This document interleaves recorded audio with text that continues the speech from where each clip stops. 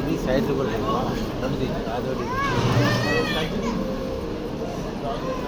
కదిలి వెళ్ళిపోయినటువంటి చిలుకూరి భద్రమ్మ సంస్మరణ సభ ఇది. చాలా మంది ఇష్టబంతి అంటారు. చాలా మందికి ఏమిటి అంటే వస్త్రం కప్పి నమస్కారం చేసి వెళ్తారు. దీని అర్థము, అయ్యా మేమున్నాం, మీకు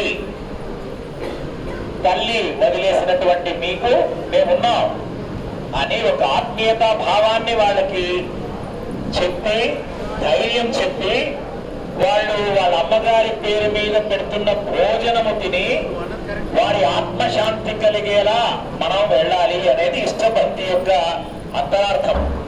నిజానికి ఈ మహానుభావురాలు ఆలోచించండి, ఈ మహానుభావురాలు వెళ్ళినటువంటి రోజు ఎలాంటి రోజు? ఇల్లంతా ఉన్న కుటుంబ సభ్యులందరూ చేరిన రోజు.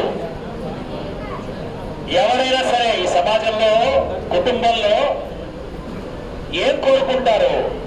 ముసలివాళ్ళని అడుగుతూ చెప్తారు, అమ్మ ఎవరికి భారం కాకుండా వెళ్ళిపోవాలి అని కోరుకుంటారు. ముసలివాళ్లే కాదు, ఈరోజు ఎవరికి వాడు కోరుకోవాలి. ఏమని?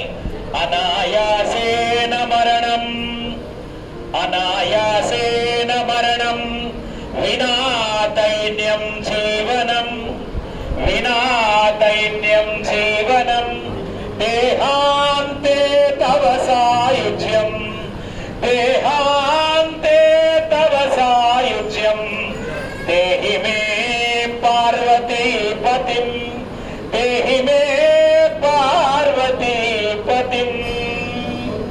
3 కోరికలు కోరుకోవాలట. మొదటి కోరిక, నేను ఎప్పుడు పోయినా అనాయాసంగా వెళ్ళిపోవాలి, ఎవరికి ఆయాసపడకూడదు, మంచం మీద ఉండిపోకూడదు, 10 మందితో చేయించుకుని వెళ్ళకూడదు అని కోరుకోవాలట.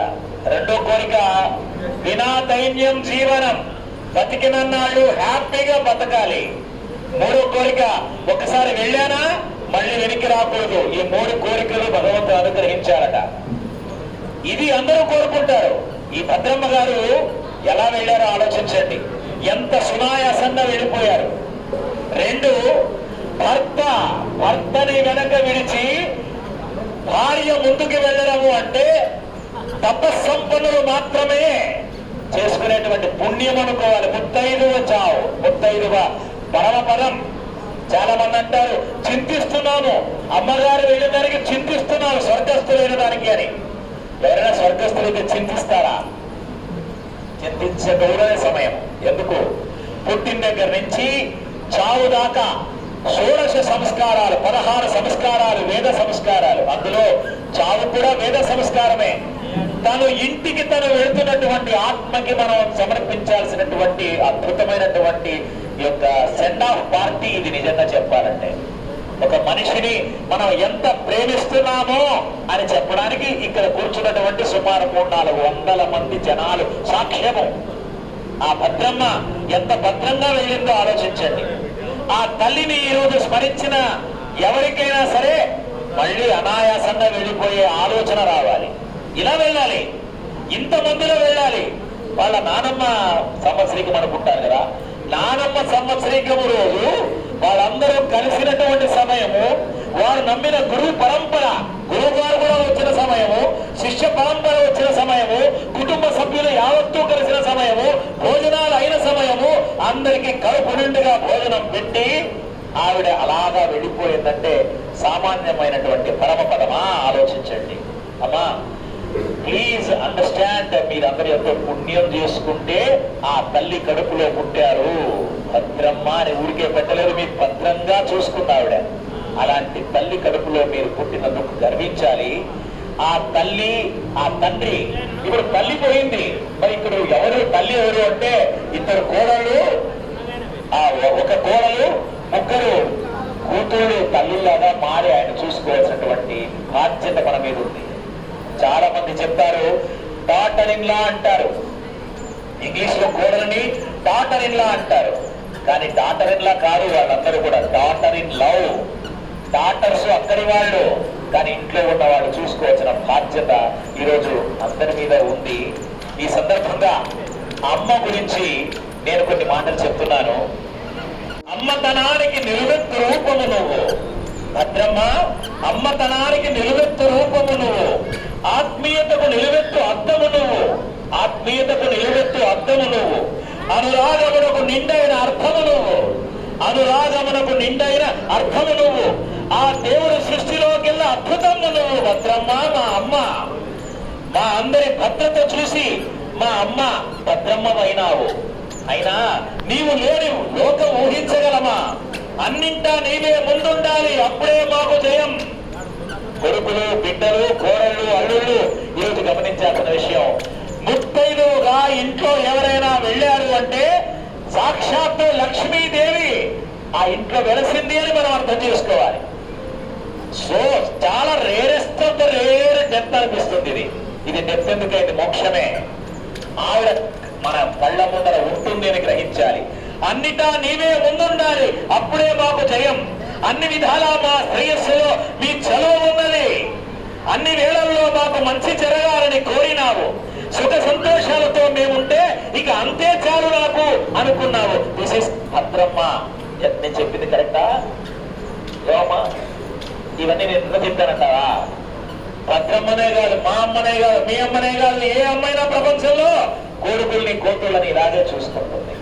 So I request our Venkatesh and Ganesh, ఇద్దరు బ్రదర్స్, తల్లిపోయిందని చెప్పేసి ఒక్కటి గుర్తుపెట్టుకోండి, కుటుంబంలో అద్భుతమైన అనుబంధాలు, ప్రేమలు, అనురాగాలు తల్లి మొదటిస్తుంది. తల్లి వెళ్ళిపోతే ఆ బాధ్యత ఇద్దరు అన్నదమ్ములదే. కూతుళ్ళకి అమ్మ ప్రేమను పంచాల్సిన బాధ్యత కొడుకులదేని మనం తెలుసుకోవాలి. వారి కుమార్తెలు కాదయా, అమ్మ వదిలిపోయిన ముగ్గురు తల్లులు అని గ్రహించాలి. ఆ ముగ్గురు తల్లుల్ని మీరు జాగ్రత్తగా చూసుకునే బాధ్యత అమ్మ సమక్షంలో తీసుకోవాలి. నాన్నగారు చాలా చాలా ఉత్తమమైనటువంటి వారు. భార్యను అలా కళ్ళ ముందు నుంచి పంపించేశారు అంటే it's not a simple life. ఎప్పుడైనా పెళ్ళయింది? 16 ఏళ్ళకి పెళ్ళయింది. 16 ఏళ్ళకి, భద్రమ్మకి 13 ఏళ్ళు. ఆ వయసులో వాళ్ళు పెళ్లి చేసుకుని సుమారు 60 ఏళ్ళు వైవాహిక జీవితం గ్రహించారు. అంటే వెళ్ళిపోయింది బానే ఉంది, కానీ 60 ఏళ్ళు ఆవిడ లేకుండా ఆవిడ ఉండి ఎంత సంసారం చేశారు, ఎంత మంచి విషయాలు పంచుకున్నారు వారు. మరి ఇప్పుడు భరించాలంటే కష్టమే. సో ఈ విషయాలన్నీ దృష్టిలో పెట్టుకొని ఎప్పుడు వీలవుతే అప్పుడు మా వారి నాన్నగారి దగ్గరికి వెళ్ళాలి. ఇక్కడ గ్రామంలో ఉండేవాళ్ళు లేదా మీరందరూ కూడా వారిని చూసుకోవాల్సినటువంటి అవసరం ఏర్పడింది. సో ఈ విషయాలని ఎందుకు చెప్తున్నానంటే ఈ యొక్క పరమపద వార్త విన్న తర్వాత మాకు చాలా ఆనందమైంది. దుఃఖము కాలే, ఆనందమైంది. ఎంత పుణ్యం చేసుకుంటేనో ఇలా అనాయాసంగా వెళ్ళిపోతారు. శంకరాచార్య పరమ శంకర స్వరూపము చెప్తారు, శివుడి స్వరూపం అని చెప్తారు. అలాంటి శంకరాచార్య కూడా అమ్మ చివరి చూపు నోచుకోలేదట. శంకరాచార్య హిమాలయాలో తిరుగుతుంటే వాళ్ళ అమ్మకి ఇచ్చాడు మాట, అమ్మా నీ అవసాన దశలో నేను వచ్చేస్తాను అని చెప్పి మాట తీసుకుంది. కానీ శంకరాచార్య వచ్చేవాడికి కొన ఊపిరితో ఉందట.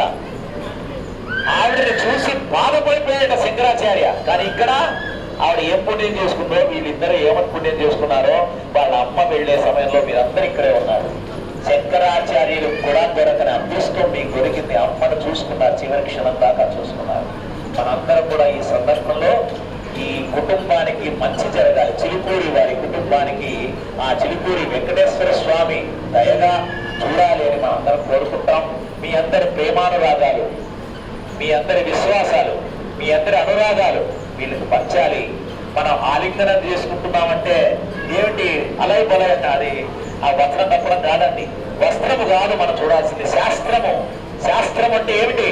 అయ్యా నేనున్నాను మీతో, ఇది హృదయానుబంధము. మీకు ఎంత దూరమైన వాడైనా సరే, ఎంత పోరాడిన వాడైనా సరే, ఎంత మనస్పర్ధలు ఉన్నా సరే, ఈ ఇంట్లో ఈ సందర్భంలో వచ్చి ఆలింగనం చేసుకుంటారు. That is the spirit of Indian culture and heritage. So ఈ సందర్భంగా వచ్చిన మీ అందరికీ శిరము వచ్చి అభివాదం చేస్తూ ఈ కుటుంబం తరఫున మీ అందరికీ ధన్యవాదాలు తెలుపుకుంటున్నాము. అంటే ఈ ఆత్మ, భద్రమ్మ ఆత్మ ఈ 13 రోజుల 12 రోజా 11 రోజు ఈ 10 రోజులు తిరుగుతూ ఉంటుందట. ప్రాణం పోయే పంచభూతాలలో కలిసిపోయింది వాయువులన్నీ. జలము, ఆకాశము, భూమి, అగ్ని, వాయువులు అన్ని కలిసిపోయినాయి. కానీ ఆత్మ మాత్రం తిరుగుతూ ఉంటుందట 11వ రోజు కోసం. ఎలాగా? ఈ 11వ రోజు ఎంతమంది నన్ను తలుచుకున్నారు, ఎంతమంది నా యొక్క విలువలను ఆలోచించారు, ఎంతమంది నన్ను చూసి ఆనందపడ్డారు, ఎంతమంది నా గురించి మంచి తెలుసుకున్నారు అనేటువంటి భావనతో ఆవిడ చూస్తూ, ఆత్మ చూస్తూ ఉంటుందట. ఈ రోజు మనందరం ఆనందంగా, హ్యాపీగా ఆవిడ గురించి మంచి మాట్లాడుకుంటూ మీ పిల్లలకి వీరి గురించి పరిచయం చేసి మీ ఇంట్లో మిగతా కుటుంబ సభ్యులకి వీరి గురించి చెప్తే, ఓహో నేను ఉన్నా లేకున్నా వీడు నన్ను మర్చిపోలేదు, ఇప్పుడు I can happily go and proceed to Vaikuntha అని ఆవిడ అనుకుంటూ ముందుకెళ్ళిపోతుందట. అలాంటి భావనతో ఇక్కడ భోజనం చేయాలి మనం. ఈరోజు మీరు భోజనం చేస్తున్నారంటే మీరు భోజనం చేయలేదు, మీలో ఉన్న ఆత్మ దాన్ని ఆస్వాదిస్తోంది. ఆ ఆత్మ కోసం మనందరం కూడా చక్కగా ప్రార్థన చేద్దాం. ఓం అసతోమా సద్గమయ తమసోమా జ్యోతిర్గమయ మృత్యోర్మా అమృతంగమయ. ఓం శాంతి శాంతి శాంతి. అసతోమా సద్గమయ అంటే అసత్యము నుంచి సత్య మార్గమునికి తీసుకుని వెళ్ళు. తమసోమా జ్యోతిర్గమయ అంటే అంధకారము నుంచి వెలుగునికి తీసుకుని వెళ్ళు. ఇది ఎవరి కోసం చేస్తున్నది? భద్రమ్మ గారి కోసం చేయాలి. స్వామి ఇంకా ఇక్కడ కూడా తీసుకుని వెళ్ళిపో, అంధకారము నుంచి వెలుగుకు తీసుకుని వెళ్ళు, మృత్యువు నుంచి అమృతత్వానికి తీసుకుని వెళ్ళు, దేవుడా ఈవిడ ఆత్మను తీసుకుని వెళ్ళు అని చెప్పేసి. మా వెంకటేష్ గత దశాబ్ద కాలం నుంచి మేము ఎరుగుదుము. అభయ ఫౌండేషన్ కి ఒక అద్భుతమైనటువంటి శక్తితో, యుక్తితో వారు మా తోడు నీడగా నిలబడ్డారు. అభయ ఆనంద నిలయంలో సుమారు ఇప్పటిదాకా 100 మంది నిరాశ్రయులని, వృద్ధులని, అనాథలని మేము చూసుకుంటూ ఉంటే వారికి కావలసినటువంటి అన్ని రకాల మందులు ఉచితంగా ఆశ్రమానికి పంపిస్తూ ఉంటారు. వారి యొక్క భార్యమణి పేరు మీద వారి పిల్లాడు Venkatesh. We have lot of regards to Venkatesh and their family. మేమెప్పుడు ప్రార్థిస్తూ ఉంటాం, అంత మంచి జరగాలని ప్రార్థిస్తుంటాం. శుభం భూయాత్. అస్తు, విజయోస్తు, జయోస్తు, అభయోస్తు. నమస్కారం.